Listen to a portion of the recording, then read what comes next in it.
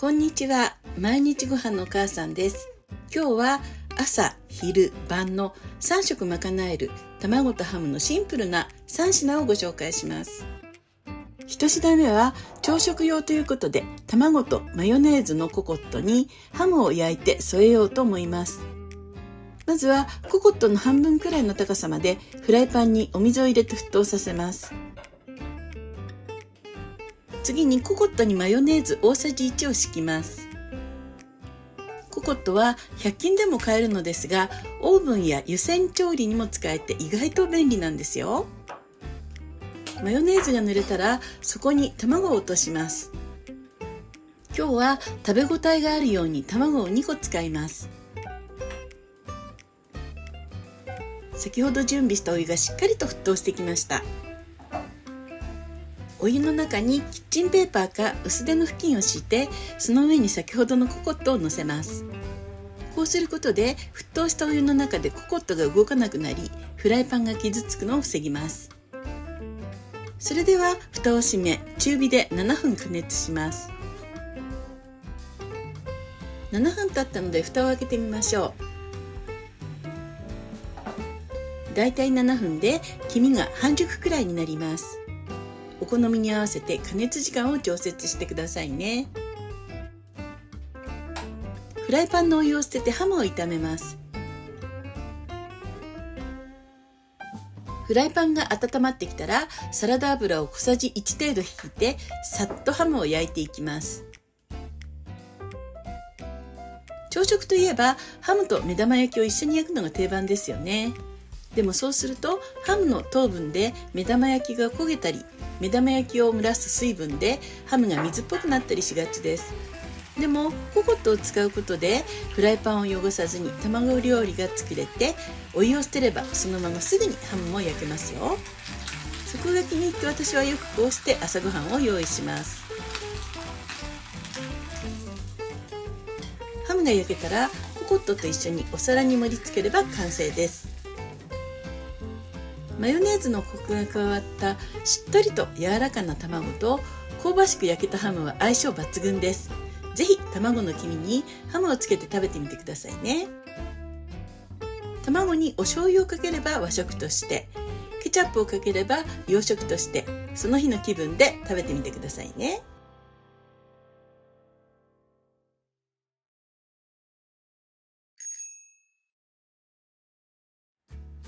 続いて昼食としてハム入りオムレツを作ります。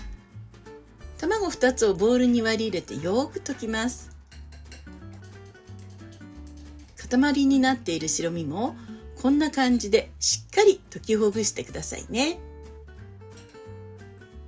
そこにマヨネーズ大さじ1と塩1つまみ、胡椒少々を入れます。マヨネーズを入れることで味にコクが出て、焼き上がりもふんわりとするんですよ。しっかりと混ぜ合わせます。次にハム3枚を重ねて切ります。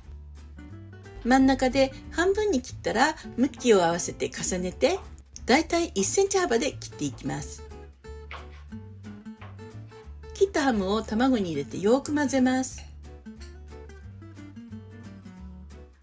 ここに加熱済みのじゃがいもや下茹でしたほうれん草を切って入れるのもおすすめなんですよ。フライパンを強めの中火で加熱します。しっかり温まったらバターを入れて溶かします。そこに先ほどの卵を流し入れます。縁の方が固まってきたら菜箸で優しく混ぜます。半分くらい火が通ってきたらヘラでオムレツっぽい形に整えていきましょう。綺麗な形にならなくてもだいたいまとまれば OK ですよ。はい、あっという間に完成です。シンプルですがバターの香りが感じられてとっても美味しいんですよ。一人で軽くお昼を食べたいなと思った時に簡単に、しかも短時間で作れてしっかりとおかずになるのでおすすめですよ。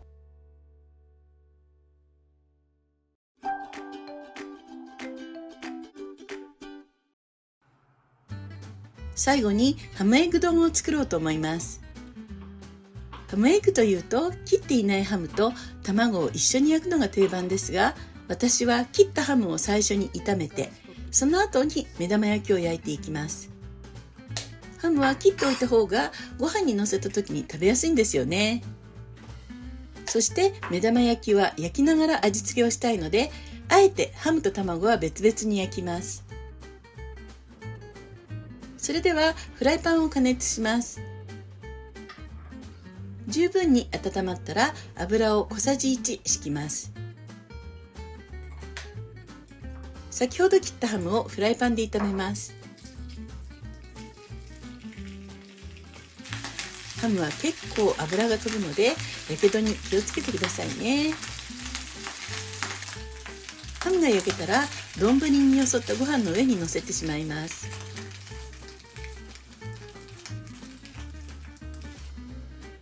同じフライパンをそのままもう一度温めて、そこで目玉焼きを焼きます。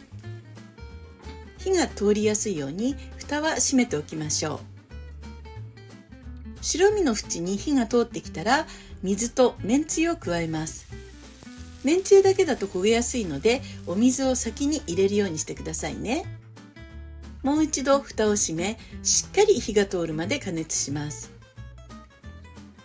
目玉焼きがお好みの硬さになってきたら蓋を開けます。こんな感じで水分が煮詰まって少しとろみのあるタレのようになっていれば火を消します。先ほど盛り付けたハムの上に目玉焼きを乗せます。